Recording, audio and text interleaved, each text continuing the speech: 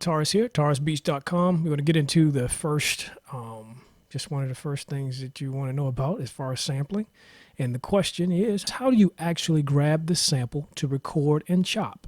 The first thing I want to point out is that the word sample can be used as a noun and a verb. Okay, I'm not trying to be, smart with this at all. I'm just trying to point out that this is something that we need to distinguish when we're actually doing music. The word sample can be used as a noun and a verb. The question here actually uses the word both ways when you think about it. So that phrase, grab the sample to record and chop, that's actually sampling, the verb. So with that in mind, the question really is, how do you sample? And we're talking about the verb here. How do you sample? And we want to get right into it as far as talking about, number one, when you grab a sample, it's sampling, and you have to have some kind of way of capturing the part of the original song that you're interested in. I'm using Sony SoundForge. I use SoundForge 8. It's a wave editor, and there are many out there. There are free ones. There are ones that you pay for. This is a paid product, but they pretty much do relatively the same thing. They allow you to edit waveforms. Now, one of the things I back up a little bit just to explain is that when you want to sample, there's a question that comes out. Do you sample from vinyl? Do you sample from MP3s? Do you sample from CDs? And the answer to the question is yes. Is yes to all of them. If I can get it into wave format so I can do some editing, that's how I'll do it. And this particular song here was on the CD, and I'm just going to play it for you right quick.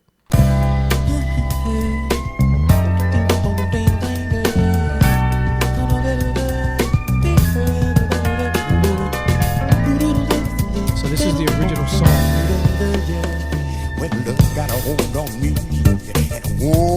And of course, I'm not going to play the whole song.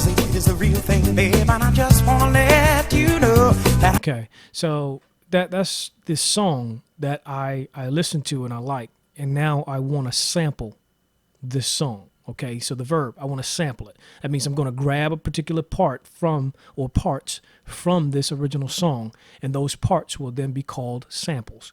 So you got that part. Many of you already have that, but I'm trying to make it very simple for anybody who's walking into this and wants to understand. Make sure you get the best sounding original to sample from. If you sample from a dirty sounding MP3, your end result is going to be pretty dirty. And matter of fact, it's not going to sound very good at all. So we have the sample here. We're going to go ahead and run through. I'm going to run through the pieces that I like the most. And that's really right here at the front. So if you just listen to it, right here at the front. And this sample, for me, I'm just going to take all the way up to there. So my last transient is right there. So I'm just going to take this, and because I use SoundForge, I can just highlight that section. I'm just highlighting the whole thing from the beginning to that point that I want, that transient point. And now I'm just going to let it run. I'm going to let it run in a loop so I can listen to it.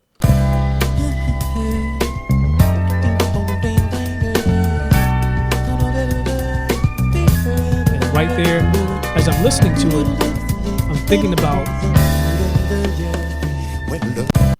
about what I'm actually going to do with this particular sample. The question was, how do you actually grab the sample to record and chop? Okay, so I've already shown you I've got the sample. I had it on CD, ripped it. Now I have it in wave format, and now I can see the transients and things like that. And you notice some things about what I have here. I basically just took the first part right there. I made my selection. So I've already grabbed my sample. I've actually grabbed the sample, as the question is saying, to record and chop. So now what I'm going to do is I'm going to play it back to make sure I have a pretty clean loop. And what I mean by that, you can just play this over and over again and it would sound seamless. Now, in order to do that, one of the things that I have to do is I have to zoom in. And a reason why I'm zooming in is because I need to see the transient. I need to see the very beginning. The very beginning, I have some space here, and that's critical because that space, if I try to loop it, I'll hear that space. So what I'm going to do is I'm going to listen to it again. So I'm listening for it again. Listening for what it's going to do again. Let's see how it restarts. Right there. You heard that pop? That pop lets me know that my sample is not cut properly. In other words, it's not cut seamlessly. So what I'm going to do is I'm going to zoom in.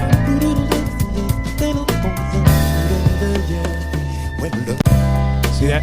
You hear it when it pops like that. So So what I'm going to do is I'm going to back it off on this last transient, just so it's right on it, as close as possible. Now that's closer, but I still have an air gap. And that air gap is what I'm saying is there's an air gap at the end. Listen to it. See, there's a little bit of a delay, just a slight delay. So what I'm trying to get is I'm trying to get it to where it comes back on that beat like it was right in the song. Right there. So I can move this a little bit more.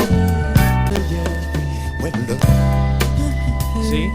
So that gives me a better loop. And also what this does, especially at the beginning, it gives me that beginning point to where I don't want to hear air when I press a pad or press a key. And what I mean by that, as soon as I hit on a key, I want to hear this. See, and I can listen to it. See how it gives me that, hear how it gives me that stutter? That also lets me know that it's not cut properly at the beginning. And the reason, if you zoom in, you can tell, and you see that you have a little bit of what's going on right in the beginning, but just want to get rid of that because I want the first one to hit. So I'm going to go as clean as possible, close as possible. That's better because now I just have that first hit. I don't have a little pop at the beginning. This transient, if you look at it right here, when I mean the transient is if you look at the zero, this is kind of like the zero line, if you will, right here. And you see a little something that's happening before the zero line. Let me zoom in a little bit more. And if you don't catch it right, you might catch it when it's above the zero line. If you catch a sample above or below the zero line, you'll usually get a pop because it's not starting on that zero line. And that's just one way to think about it. If you got pops and crackles, look to see where your sample, or look where you've chopped it at to make sure that you've chopped it properly. And when I mean properly, that you've chopped it as close to that zero line as possible. Because if you haven't, you'll hear a noticeable pop or click. All right. So we've got that part. I've got my sample selection. This is the part that I'm going to actually select. And what I do, because I'm in SoundForge, I'm just going to do a Control C. I'm going to copy it. I'm going to do a Control N for new, because I'm going to create a new sample from this, a new file really. Control V to paste it, and there it is. Now this is my sample loop, and this is the piece that I'm going to use to chop and flip.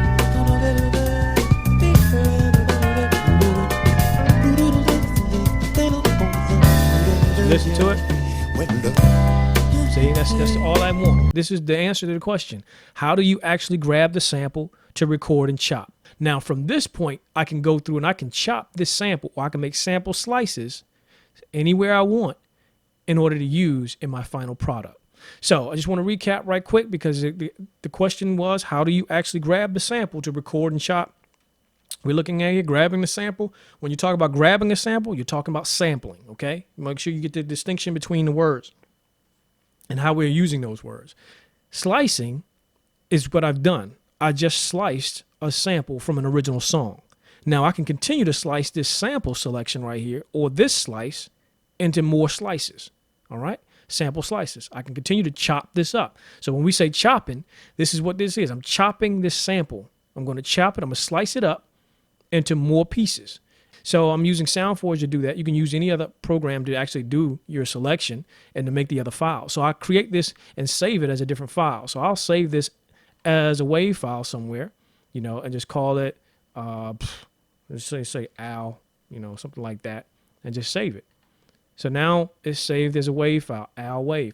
Now, because I use these different song parts, regardless of what the original song's format, I want the format of mine to be WAV. When I want to maximize, I want to optimize my sound. I want to optimize this, and I want to listen to it to make sure that I got the best that I can out of this particular song. So what I'm going to do is I'm just going to go ahead and just process it a little bit. And I can go and do dynamics. I can do like a graphic deal as far as saying, okay, what I'm doing here is really I'm going to maximize the sound. So I'm going to say, I want you to cut everything above, anything that goes above that -6 decibel line, I want you to chop it off.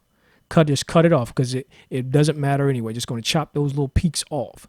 And then after that, I'm going to optimize and maximize the entire sound. So I'm just going to raise this up to -6.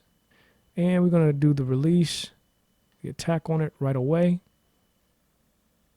Let's keep that. So we're going to do our chop right there. And we're going to go ahead and do OK. And there it goes. So now, if you listen to it, I've actually maximized it or increased the volume. Now listen to it now. A lot louder. So now I'm just going to go ahead with what I have here. Go ahead and save that. And I'm going to move it over into my chopping or my slicing application. So I can show you that as well. So stay tuned for that.